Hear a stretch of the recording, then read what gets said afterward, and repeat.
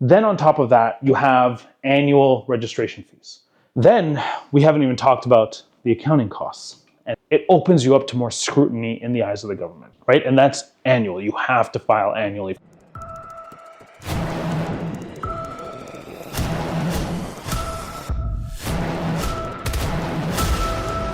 Hey everybody, welcome to Everything Accounting. I'm Alfred Zaghloul, your friendly neighborhood CPA, and I'm here to talk to you about incorporating versus having a sole proprietorship. So you'll range between who your lawyer is and what kind of incorporation you're trying to set up. So in doing so, you're going to cost yourself on the get-go anywhere between $1,000 to $5,000 just to create the business, right? Then on top of that, you have annual registration fees. Now it depends on the type of business that you have, the industry that you're in and all that. So you could, based on the government setup and the registry setup, you could pay anywhere between $12 or $150 a year. Doesn't sound crazy, but that's a cost that you have to incur to register your incorporation and keep it active year over year. Then we haven't even talked about the accounting costs, and this is why you're here. So accounting costs are a big one because incorporation taxes are very different than personal taxes. There's a lot more legwork, there's a lot more time spent, there's a lot more intricate details that I have to provide as the accountant to file your incorporation. So not just anyone can file your incorporation. To the degree that on the corporate tax file, you have to dictate whether you're a CPA that's filed this or not. So they need to know what kind of accountant you are, because if you're not a CPA and you click no to that question, it opens you up to more scrutiny in the eyes of the government because they can't validate as well the information that's on there. So it's always good to have a CPA go through your corporate taxes. If you want to do your personal taxes, a lot of people do their own personal taxes, that's fine too. But as you get more intricate into it, obviously there's costs incurred there.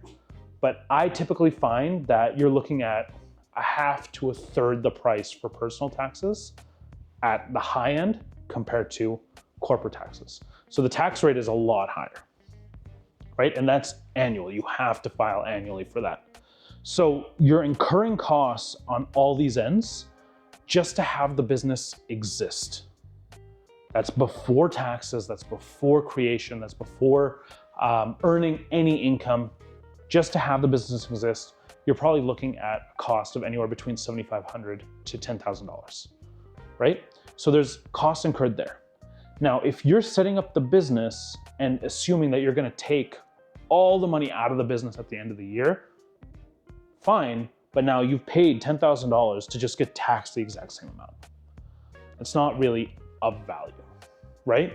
So when I'm looking at from a tax perspective and the cost savings perspective, if you plan on taking all the money out, stick to a sole proprietorship.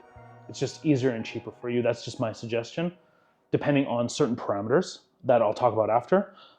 Or if you plan on living frugally, let's say, or just comfortably, and you know that you're going to be leaving some money into the business, then great, incorporate, because over the lifetime of the business, you can benefit. Now, there's a lot of different factors there to consider, a lot of different things that come into play, and I strongly suggest you talk to your tax accountant to see if it is the best plan for you. And a lot of this information that I'm providing is very general, but this is based on my experience dealing with a lot of different clients. So that's the one side of the tax impact. The next side of it is liabilities. So say I'm a physiotherapist, right? And I've created a sole proprietorship for my business. And one client I put a little bit too much pressure on and they get injured, they can come and sue me. And because I'm a sole proprietorship, I have no protection and no legal protection in the eyes of the government. So they can literally come after me and take anything. And basically if I lose this lawsuit, they have the right to get paid out through liquidation of my assets. And that could be your home, that could be your investments, that could be your RSPs, that could be, there's 1,000 things that could happen, but you basically are losing that level of protection. So if you're in a business that is more likely to be held liable for certain acts, then it's always a smart call to revisit the idea of incorporating. And the reason for that is that once you incorporate, if a lawsuit comes into play, it comes against the corporation, not the owner of the corporation. And again, just for generalization, that's kind of how it works. There are some times where they could go after the owner and things like that, but it's typically known that the liability is held on the corporate side, not on the individual side.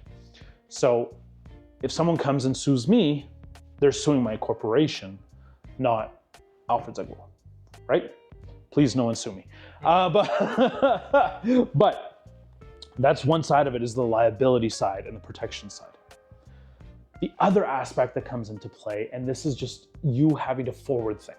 So take a second and evaluate, do I plan on growing the business significantly to a point where I'm making $1 million, $2 million in profits, 10 billion, whatever it is? If you think that what you have in hand is something that can scale significantly and grow into a business that can be then making a ton of money, then incorporate now. It makes sense, because you want to plan for it upon creation rather than halfway through. You paid a ton of tax already, and then you start to feel like, oh, it's not really of value anymore, and you start to like debate that side. So if you forward think and say, hey, I'm going to make a ton of money, or I'm going to possibly want to bring on investors, or want to possibly bring on partners, or anything of that nature, then 100% let's incorporate, right? Take that second, take that time, take that cost, and I think it'll add a little bit of value, right? So in the long run, you want to evaluate how much you need to feel comfortable from your business, how much you're willing to take back. You want to figure out how much tax you're going to have to pay on either end, and you can ask your tax specialist or your tax accountant, or reach out to me and I'm happy to give you a breakdown if that's something that you're looking for. But you break down what the costs are to incorporate based on the revenue that you're bringing in, or based on the income that you're bringing in.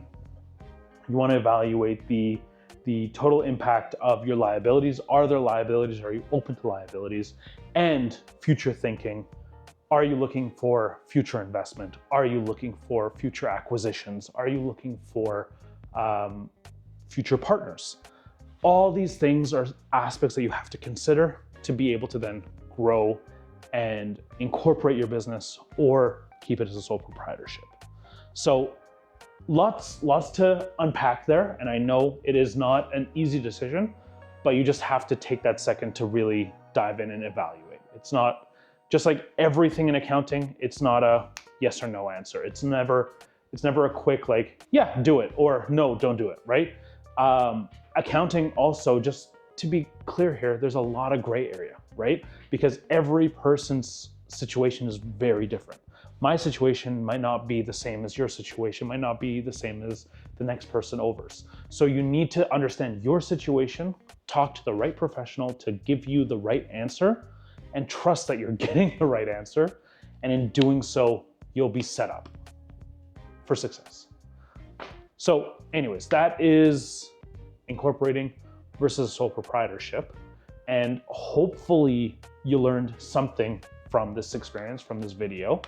And if you do have any questions, obviously feel free to reach out to me, comment on the video, or reach out to, you have my email link in my description.